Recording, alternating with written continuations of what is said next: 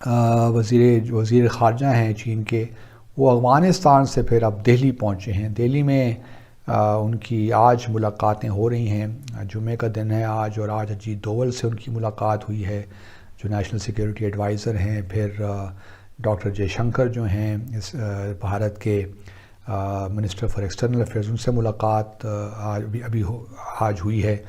तो एक चीन और भारत के दरमियान भी हम जानते हैं कि कुछ मसाइल हैं लाइन ऑफ एक्चुअल कंट्रोल पे। कुछ मामला पिछले 2-3 सालों में ईस्टर्न लद्दाख में भी प्रॉब्लम्स रहे हैं, लेकिन चीन की कोशिश यही है कि चीन जो इंडिया क्वाड का मेंबर है और यूएस के साथ उसकी स्ट्रेटेजिक पार्टनरशिप है, ख़ास तौर पे इंडो चाइना को लेकर, तो उससे भारत को एक किस्म का मामला ठीक किए जाएं, किसी एक वर्किंग मैनेजेबल लेवल पे हों, ज़्यादा एस्केलेशन ना हो, ताकि भारत पूरी तरह जो है अपने आप को एलाई ना करे यूएस के साथ। और फिर चूँकि रूस और भारत के दरमियान भी एक फ्रेंडशिप है, और रूस एक ब्रिज का किरदार भी अदा करता रहा है चीन और भारत के दरमियान ताल्लुकात को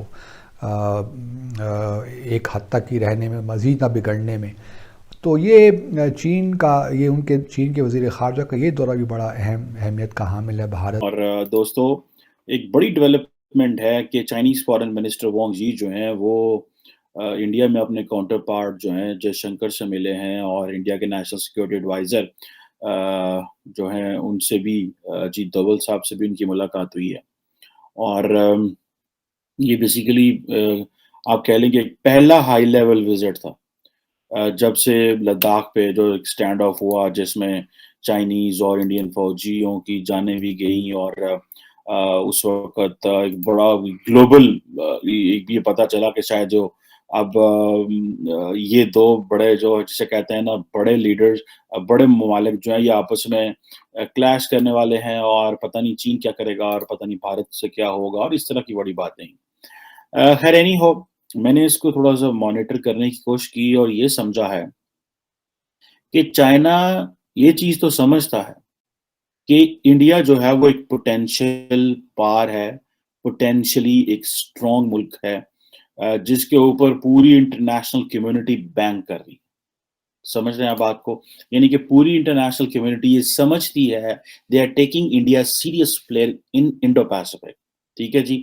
अब मामलात तो खराब है, 1962 की वॉर भी हुई, ये कोई 3500 किलोमीटर का डी फैक्टो बॉर्डर है, जिसको आप कह लें कि ये लाइन ऑफ एक्चुअल कंट्रोल है, जिसको एलएसी वगैरह भी कहा जाता है।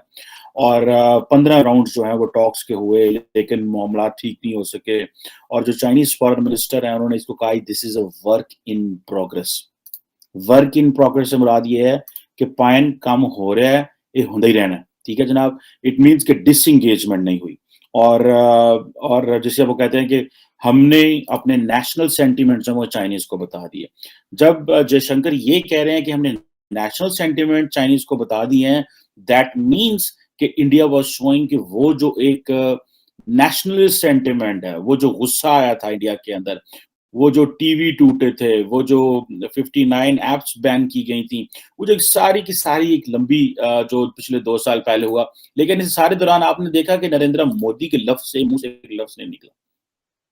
ऑपोज़िशन भी क्रिटिसाइज़ कर रही है, ग्लोबली भी इस चीज़ को समझ रहे हैं कि टीवी पे हर जगह पे एक माहौल बना है। अमित शाह बात कर रहे होंगे, फॉरेन मिनिस्टर बात कर रहे होंगे, एनएस डोभाल तो बहुत कम बोलते हैं, लेकिन वो बात कर रहे होंगे। So they are speaking less and they are doing more. That is a wise strategy by the way. इसको आप और सारे का सारा जो सेंटिमेंट है, ये बीजेपी ने through media and through some of their second cadre जो है, या थर्ड कैडर, या बाकी जो कैडर है, लीडरशिप से उससे बिल्ड किया। ये एक स्ट्रैटेजी है मेरा ख्याल है, जिसको समझने की ज़रूरत है। और मोदी जी ने जो तकरीरें की भी हैं, they did it with some जैसे कहते हैं ना, और अल्फाज से वो तकरीरें की हैं, लेकिन डायरेक्ट हिट नहीं किया उन्होंने। खैर एनी हाउ, ये जो चीज़ है बेसिकली, चाइनीज़ क्यों परेशान है? असल वो क्यों इधर पहुँच गए हैं? अब चाइना जो है वो समझता है कि ऑस्ट्रेलिया हो, जापान हो, ये या बाकी इंडो पै अमेरिका हो, ये जो इंडो पैसिफिक के ममालिक हैं वो तो सारे इंडिया आ रहे हैं। अभी 21 मार्च को एक वर्चुअल समिट हुई इंडियन प्राइम मिनिस्टर मोदी की और Australian prime minister Scott Morrison की, और उन्होंने यही बात की कि जी पीस एंड ट्रैंक्विलिटी। अच्छा, ये पीस एंड ट्रैंक्विलिटी का जो लफ्ज़ है, ये बार-बार इंडियन फॉरेन ऑफिस से सामने आ रहा है। जो कि वो कह रहे हैं कि जी हमें एसेंशियल प्रीरेक्विजिट्स चाहिए, ताकि हम नॉर्मलाइज़ कर सकें रिलेशन। और ये आज भी मैं देख रहा था कि जो जयशंकर हैं, इंडियन फॉरेन मिनिस्टर, वो पीस एंड ट्रैंक्विलिटी पे बहुत ज़्यादा फ़ोकस कर रहे हैं।